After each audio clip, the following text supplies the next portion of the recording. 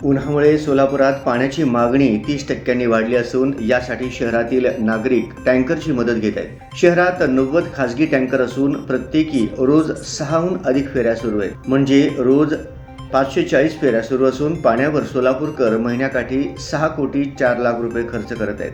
टँकरची वाढती मागणी पाहून ऑनलाईन मार्केटिंग करणाऱ्यावर, वेबसाईटवर तसेच कॉल सेंटरवर खासगी टँकरवाल्याचीही नंबर झळकत आहे। सोलापूर महानगरपालिकेकडून 5 दिवसाआड पाणी पुरवठा सुरू आहे। तिसऱ्या दिवशीच पाणी संपते, मग नागरिकांना टँकरची मदत घ्यावी लागत आहे। अशात उन्हाळा सुरू झाला। इतर वेळेपेक्षा सध्या पाण्याची आवश्यकता अधिक भासू लागली, त्यामुळे पाणी टंचाई जाणवू लागली। कुणी बोरचे पाणी तर कुणी टँकरचे पाणी वापरू लागले। अधिक माहिती देताना वॉटर सप्लायर बबलू भागवान यांनी सांगितले की सध्या जुळे सोलापूर, कर्णिक नगर, आंतोळीकर नगर यासारख्या सोसायट्यांमधून पाण्याची भरपूर मागणी आहे। घरगुती मागणी ही वाढत आहे। शहरात जड वाहतुकीला बंदी आहे।